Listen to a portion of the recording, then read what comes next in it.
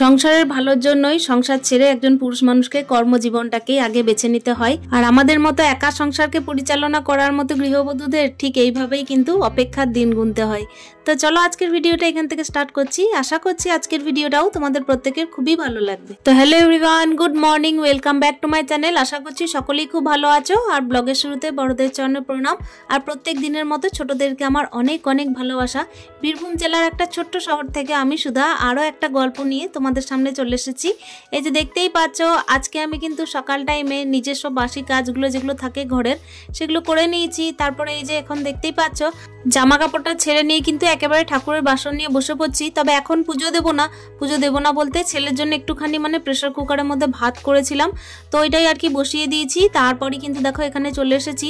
আর কি বলতো বন্ধুরা, আজকে না হাজব্যান্ড আর কি একেবারেই কর্মজীবনে ফিরে যাচ্ছেন। এই যে দেখতেই পাচ্ছ, সংসার জীবনে তো মাঝে মাঝে আসা, আর আমাদের মতো গৃহবধূদের কিন্তু একাই এভাবে সংসারটাকে পরিচালনা করা। আমি আর আমার ছেলে এইভাবেই কিন্তু দিন গুনতে থাকি।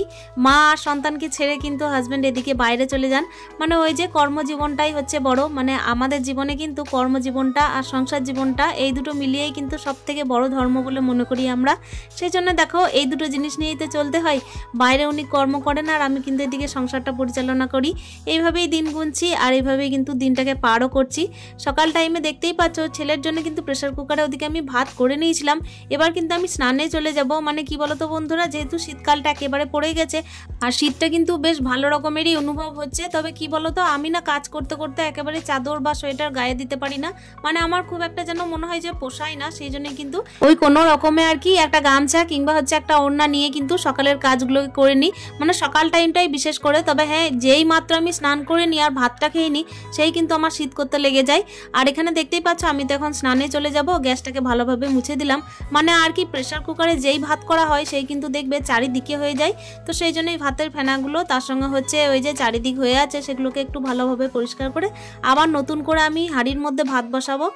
ওই যে বললাম, হাজব্যান্ড যেহেতু ফিরে যাচ্ছেন আজকে, সেহেতু কিন্তু আমাকে গরম গরম ভাতটা করে দিতে হবে। এখন যদি সকাল টাইমের ভাতটা ওনাকে দিই তাহলে কিন্তু একেবারেই ভালো লাগবে না। আর শীতকালে যদি একটু গরম গরম ভাত না হয় না, তাহলে যতই ভালো ভালো তরকারি থাক কোনো রকমে কিন্তু কোনো স্বাদই পাওয়া যায় না। সেই জন্য ভাতটা আমি চেষ্টা করব ওনাকে করে দিতে। আর আমি যখন একা থাকি তখন তো দেখো সকালের টাইমে যখন রান্না হয় সেই রান্নায় আমি খেয়ে নিই, এমন কিছু বাছবিচার আমার নেই। প্রত্যেকটা বাড়ির গৃহবধূদেরই তাই, যা হয় অন্যের জন্য সেটা দিয়ে কিন্তু চালিয়ে নেয়। নতুন করে নিজের জন্য ভাবনা চিন্তা করে না যে নিজের জন্য এক মুঠো চাল ফুটিয়ে নিই তাহলে কিন্তু গরম গরম খাওয়া যাবে। তবে হ্যাঁ, বাড়ির পুরুষ মানুষ যেহেতু বাইরে কর্ম করেন, আর বাইরে কর্মজীবনে কতই না কষ্ট করে থাকতে হয়, যারা বাইরে থাকেন তারা ঠিক ভালো করে বুঝতে পারবেন। সেই জন্য দেখো একটু ভালো করে যত্ন করে খেতে দিতে কিন্তু খুবই ভালো লাগে। তবে হ্যাঁ, এক্ষেত্রে বলে রাখি, আমার মা কিন্তু সকাল সকাল একেবারে তরকারি বসিয়ে দিয়েছে, তাই তরকারিটা ওই বাড়ি থেকেই আসবে। আমাকে শুধু ভাত ডাল আলু সিদ্ধটা করতে হবে, আর সমস্ত রকমের তরকারি কিন্তু মাই নিয়ে আসবে। সকাল টাইমে তো এমন কিছু আমার হাজব্যান্ড খাবেনও না। সব থেকে বড় কথা, নানা রকমের শাকসবজি কিন্তু উনি খানও না। সেই জন্য খুব ভেবে চিন্তেই রান্নাটা করতে হয়। আর এখানে যেহেতু ছেলে 10টার সময় ভাত খায়, সেই জন্যই প্রেসার কুকারের মধ্যে ভাতটা করে দিয়েছিলাম। কেন কি, হাঁড়ির মধ্যে যদি আবার ভাত করি দুইবার কিন্তু একেবারেই ইচ্ছা করবে না। সেই জন্য আমি আগে ওকে প্রেসার কুকারের মধ্যে ভাতটা করে দিয়েছি। তো চলো বন্ধুরা, এদিকে কিন্তু রান্নাঘরটা আমার ভালোভাবে পরিষ্কার হয়ে গেল। ওদিকে কিন্তু আমি অফ ক্যামেরায় স্নান আর পুজোটা দিয়ে নিয়েছিলাম। আর এখানে দেখতেই পাচ্ছ একটুখানি মন খারাপ করেই বলতে পারো চাটা খাচ্ছি। এইভাবে কিন্তু কখনো আমি চা খাওয়ার ভিডিও কখনো তোমাদের সামনে শেয়ার করি না। তবে হুট করে কেন জানি না ইচ্ছা করলো, তাই শেয়ার করেও ফেললাম। এখানে কিন্তু জানলার ধারে একেবারে খুব সুন্দরভাবে রোদ ঢোকে। যেদিকে আর কি রোদটা ঘুরে বেডরুমে সেই দিক দিয়ে ঢোকে। পূর্ব দিকে যখন রোদটা থাকে তখন কিন্তু পূর্ব দিকে রোদটা ঢোকে, আর যখন দক্ষিণ দিকে আসে তখন কিন্তু দক্ষিণ দিকে। তাই আমি দেখো জানলার ধারেই রোদ খেতে খেতে একেবারে চাটা খেয়ে নিলাম। তারপরে দেখতেই পাচ্ছ বিছানাটা একেবারে ভালোভাবে পরিষ্কার করে নেব। আর ওদিকে কিন্তু অলরেডি আমি ভাতটা বসিয়েই দিয়েছিলাম। কি বলতো বন্ধুরা, সকাল টাইম থেকে না ছেলেরও একটু মনটা খারাপ। আসলে ছেলে পড়ে ক্লাস 4-এ, আর ওর কালকে নিয়ে যাচ্ছে পিকনিকে স্কুল থেকে। তো ওই জন্যই কিন্তু চাইছিল যে ড্যাডি আমাকে দিয়ে আসুক স্কুলে আর ড্যাডি নিয়ে আসুক, কিন্তু এক্ষেত্রে তো হয়ে উঠবে না। সব কিছু তো হাতের গোড়ায় পাওয়াও খুব মুশকিল। সব থেকে বড় ব্যাপার হচ্ছে ওই যে কর্মজীবনে ফিরে যেতে হলে কিন্তু আর বাড়ির দিকে পিছু টান দিলেও হবে না। আর এই যে আমার কিন্তু ঘানি টানতেই হবে সংসারের পিছনে। সেই জন্য দেখো এই চিন্তা ভাবনাগুলোকে আমাকেই করতে হবে। সকাল টাইমে এই যে দেখো বিছানা টিছানা গুটিয়ে কিন্তু আমার মধ্যেও এই চিন্তা ভাবনায় চলছিল আগামীকাল যেহেতু ছেলের স্কুলে পিকনিক, সেহেতু কিন্তু ভোরবেলায় ওকে রেডি করাতে হবে, ঘুম থেকে ওঠাতেও হবে। সব থেকে বড় বিষয় হচ্ছে টোটোয় ধরে কিন্তু আমাকে ওকে স্কুলে পৌঁছে দিতে হবে। আবার যখন পিকনিক শেষ হবে মানে ওই যে রাত্রিবেলায়, তখনও কিন্তু আমাকে নিয়ে আসতে হবে। আর একা ঘরে একা একজন গৃহবধূর ক্ষেত্রে কিন্তু ঘর সামলে বাইরে সামলানো প্রচণ্ড কঠিন। যারা আমার মতো একা জীবন পার করে তারা কিন্তু খুব ভালোভাবে বুঝবে যে পিছুটান যখন থাকে তখন মনে হয় যদি হাজব্যান্ড কাছে থাকতো তাহলে তার মতো হয়তো ভালো অন্য কেউ করতেই পারতো না। আর সত্যি কথাই তাই, হাজব্যান্ডের মতো ভালো কিন্তু কেউ করতেও পারে না। আর উনি যেহেতু প্রচণ্ড পরিমাণের দায়িত্ববান, সেহেতু কিন্তু ওনার কাছ থেকে আমাকে এই দায়িত্বপূর্ণ কাজগুলোকে বা হেল্পগুলোকে নিতেও ভালো লাগে। এগুলোকে হেল্প বলবো না, তবে হ্যাঁ এগুলো কেয়ার। আর ওই কেয়ারগুলো কিন্তু ওনার কাছ থেকে নিতে যতটা ভালো লাগে অন্য কারো কাছ থেকে নিতে কিন্তু একেবারেই লাগে না। আর এই যে দেখতেই পাচ্ছ সকাল থেকে কিন্তু অনেকগুলোই কাজ হলো। আর এদিকে কিন্তু আমি ভাতটাও বসিয়ে নিয়েছিলাম, তো ভাতটাও নেমে গেছে। এদিকে মা কিন্তু সকাল সকাল একেবারেই চলে এসেছে, মানে ওই যে 11:30 থেকে 12:15টার মধ্যে মা চলে এসেছিল দেশি মোরগের ঝোল নিয়ে। তো এই দিয়েই কিন্তু আমি এই যে খাবারটা সার্ভ করছি। আর আজকে কিন্তু মেনুর মধ্যে ছিল শুধুমাত্র ডাল, আলু সিদ্ধ, আর তার সঙ্গে হচ্ছে বেগুন পোড়া আর ওই যে দেশি মোরগের ঝোল। তো এই দিয়েই গরম গরম কিন্তু সকাল টাইমটা বেশ ভালোই লাগবে। ঘড়ির কাঁটায় যেই বাজে 12টা, হাজব্যান্ডের কিন্তু প্রচণ্ড তাড়া লেগে গেছিল। প্রত্যেক 1.5 মাস থেকে 2 মাস অন্তর যখন হাজব্যান্ড বাড়ি আসেন, কখনো হয়তো কোনো মাস যদি খুব ভালো থাকে তাহলে হয়তো সেই মাসে আরেকবারও চলে আসতে পারেন।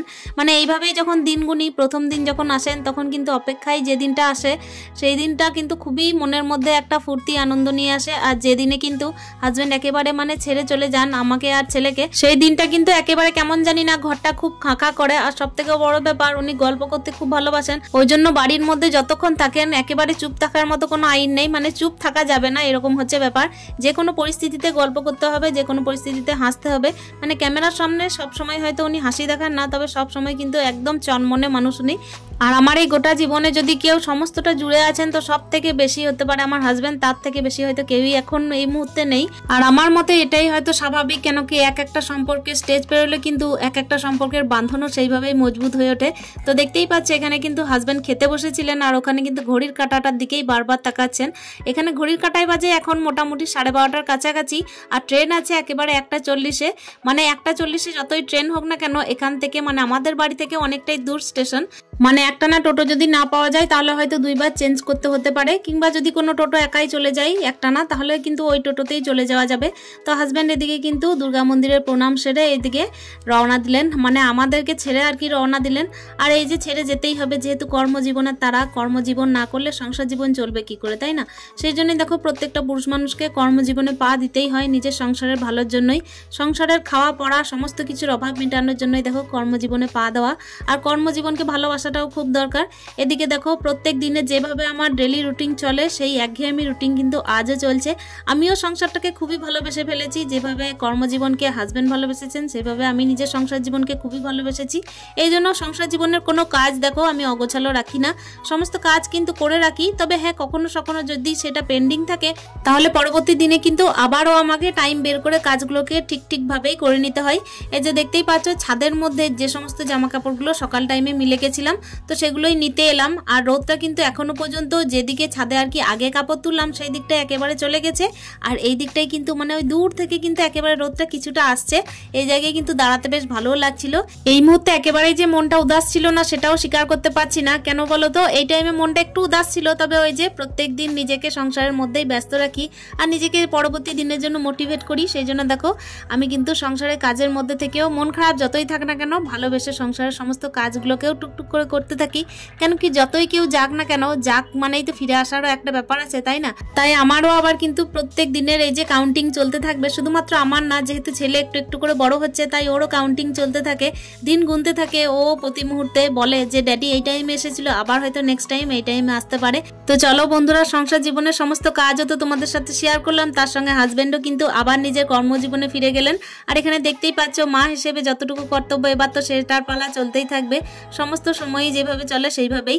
এখানে দেখতেই পাচ্ছ ছেলে কিন্তু হারমোনিয়াম নিয়ে বসেছে। আসলে কি বলতো, ছেলেকে না এই মুহূর্তে গান শিখিয়ে গেল, তো ওই যে পরীক্ষার জন্য একটুখানি গন্ডগোল করছিল, সেই জন্যই কিন্তু এখনো পর্যন্ত বসেই রেখেছি, উঠতে দিইনি। আজকের ভিডিওটা আমি কিন্তু আর বাড়াচ্ছি না, আজকের গল্পগুচ্ছ নিয়ে আমি এখান থেকেই কিন্তু বিদায় নিচ্ছি। আর দেখা করছি অন্যদিনের আরো একটা ভিডিও নিয়ে। ততক্ষণের জন্য স্টে হ্যাপি, হ্যাপি মন, টাটা।